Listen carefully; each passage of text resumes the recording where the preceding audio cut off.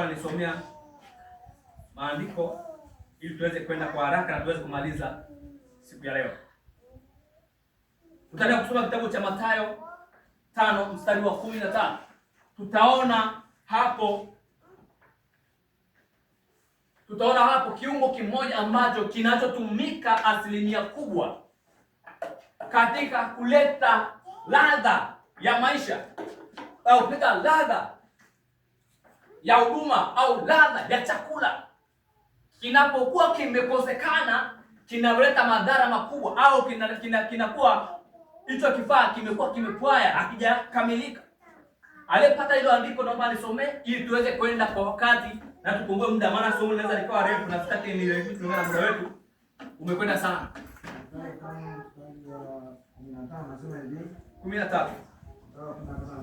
Naam. Ninyi ni chumvi ya dunia, lakini chumvi ikiwa imeharibika itatiwa nini hata ikolee? Haifai tena kabisa ila kutupwa nje na kukanyagwa na watu. Amen. Bwana Yesu asifiwe sana. Biblia inatuambia kunukuu, inasema hivi: ninyi ni chumvi ya dunia. Ukiwa umeokoka unamtafuta Yesu, wewe ni chumvi ya dunia. Lazima watu ambao hawajamjua Kristo waweze kuja kwako, wasikie ladha yako, waone mabadiliko katika maisha yako, waone kitu kipya katika maisha yako, waone mtazamo wa tofauti. Sio wewe unakuwa ni mtu ambaye unamcha Mungu, alafu unakaa katikati ya watu ambao hawamchi Mungu katika roho na kweli, unaendana nao matokeo. Mitindo yako na yao haina tofauti. Mavazi na tembea haina tofauti. Mazungumzo yako na yao haina tofauti. Hapo unakuwa sio chumvi. Imesema ikiharibika itiwe nini hata ikolee? Bali inabidi ituliwe na kutupwa mbali na kukanyagwa na watu. Wale sana. Kwa unapokuwa ni chumvi katika taifa, ni lazima uonyeshe ladha. Uonyeshe ladha ya kwako katika taifa. Watu wakikutazama basi hakika huyu mtu amesimama kwa kusudi la Mungu. Hakika huyu mtu ana Mungu ndani yake. Ndio maana tunamwona katika wale wanafunzi 12 wa Yesu, baada ya Yesu kukamatwa, Petro alipokuwa wale wafulani walipokuwa wanakuja kuwatafuta, walipomwona Petro wakasema hakika na huyu ni miongoni mwa wanafunzi wa Yesu. Japo wakati wa kwenda kutambulisha kwa mimi ni Petro ni mwanafunzi wake, lakini kwa matendo yake na muonekano wake ulionyesha ladha ya tofauti na watu waliokuwa wamemzunguka. Ndivyo unapata kuishi katika jamii inayokuzunguka, kwamba uwe na ladha tofauti na jamii inayokuona. Watu wakikuona wamuone Mungu wako. Watu wakikuona wauone utukufu wa Mungu ndani yako. Wasikuone wewe, wasione masimango na masengenyo ndani yako, bali anione neno la Mungu lililojaa ndani ya maisha yako. Bwana Yesu asifiwe sana.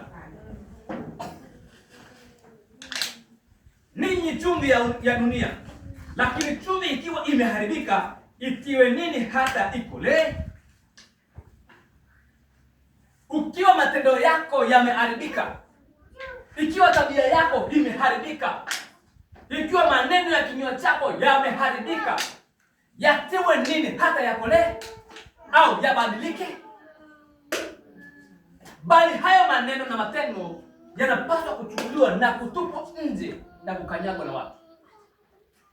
Bwana Yesu asifiwe sana. Bwana Yesu asifiwe sana. Kwa hiyo tunaweza kuona kwamba ili tuweze kuishi maisha ya kumpendeza Mungu, ili tuweze kuishi maisha ya mfano yenye ladha nzuri ya wokovu, yenye ladha nzuri ya mapenzi ya Mungu, ni lazima kwamba utambue wewe ni nani. Ujue umesimama wapi. Bwana Yesu asifiwe sana. Somaji wangu Luka, nisomee Luka 14:34 hadi 35. Luka 14:34 hadi 35. Luka 14:34 hadi 35. Tasoma. Amina. Chumvi ni kitu chema, lakini chumvi ikiwa imeharibika itiwe nini ikolee? Haifai nchi wala jaa watu kuitupa nje. Mwenye masikio ya kusikilia na asikie. Amina. Biblia inasema hivi: chumvi ni kitu chema, lakini chumvi ikiwa imeharibika itiwe nini hata ikolee?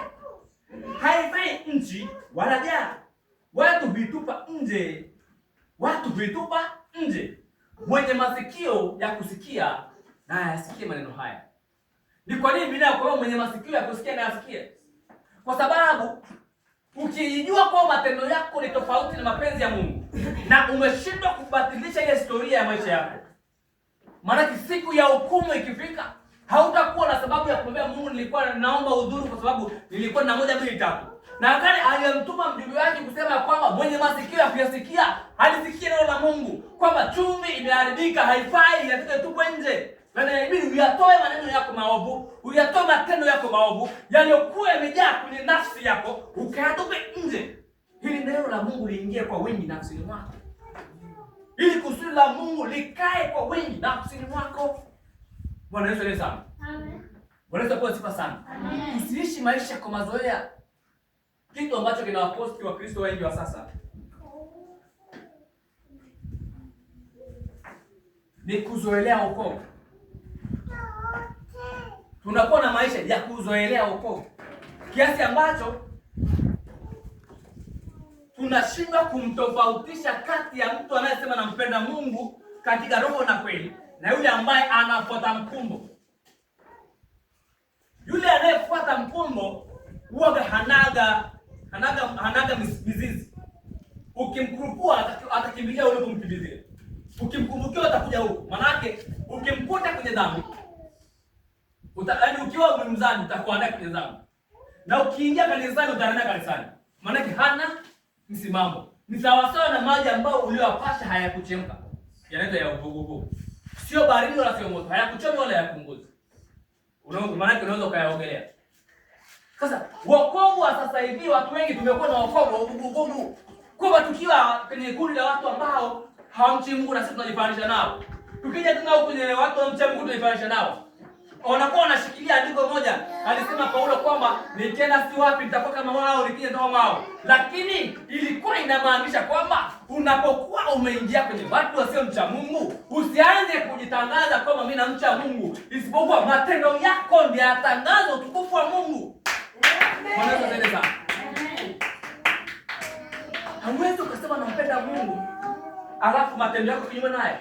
Tuliona wanafunzi wa Yesu walipokutana na wale Mafarisayo, hakuwa anasema mimi ni mwanafunzi wa Yesu, mimi ni mwanafunzi wa Yesu. Hapana, alikuwa amesimama kwanza kwa hofu ya kuuawa, lakini walipowaona wakasema huyu naye ni mwanafunzi pamoja na wale wanafunzi 12, kwa sababu ya matendo yake yaliudhihirisha wokovu ndani yake.